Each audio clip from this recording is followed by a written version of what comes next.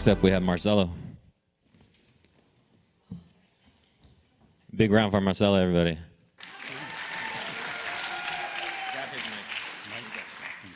So, quick question: what is your favorite, one of your favorite childhood memories? Oh, I had so many. It's cool. Yeah, it was walking in the park. Walking in the park. Mother, Right on. Yeah. mother, yeah, that's nice. Yeah. Yeah. What about your favorite childhood toy?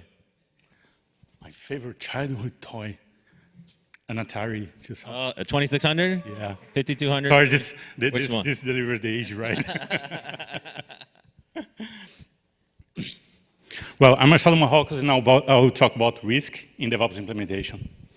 But why risk?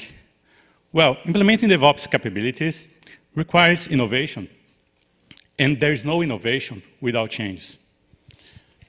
And let's be honest, most of us don't like change because it's uncomfortable and it's risky. So by nature, DevOps implementation requires assuming risk. But what is risk? Risk is the possibility that something bad happens, right? But we apply risk management techniques to avoid, to reduce this possibility of this something very bad to happen.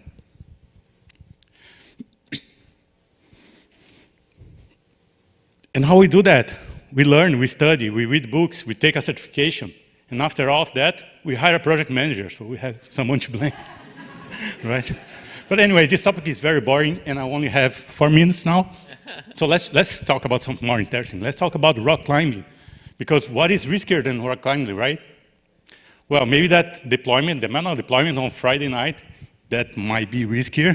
But let's see what we can learn about it. Anyway, honestly, I never climbed it. But if I start climbing, I will not start with that huge mountain. I would start maybe with an indoor wall, right? Less risky. And maybe, it's like new technical skills. You need to learn. We need to find new source of study. We need to find some expertise and some instructor. And I would hire this guy as an instructor. He's Alex Honnold. He's a professional climber. He's kind of the Jenny King of the climbing.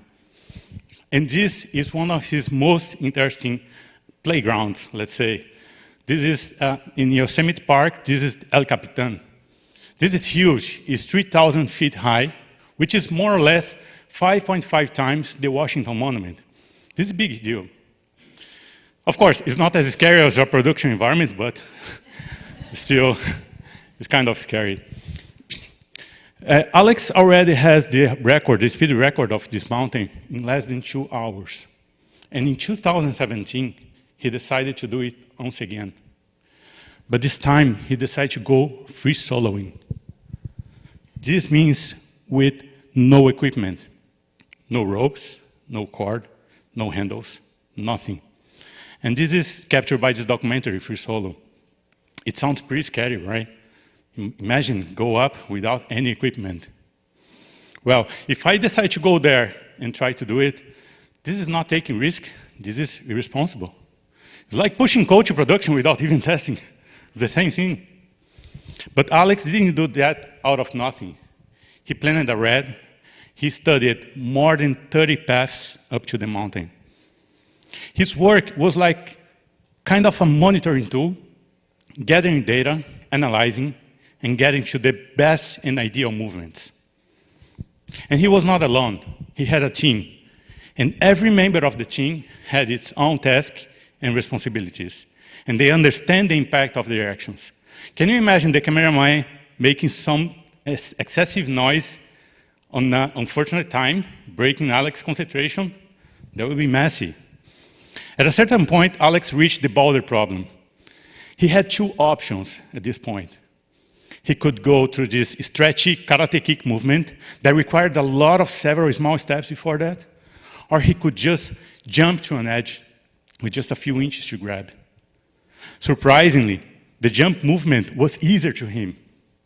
But with no equipment, that makes no sense. So Alex, in preparation for that, he also climbed several times the mountain. And every time he climbed it, and he failed any movement, it was an opportunity to learn and to perfect his movements. So even when we are failing, we can improve that.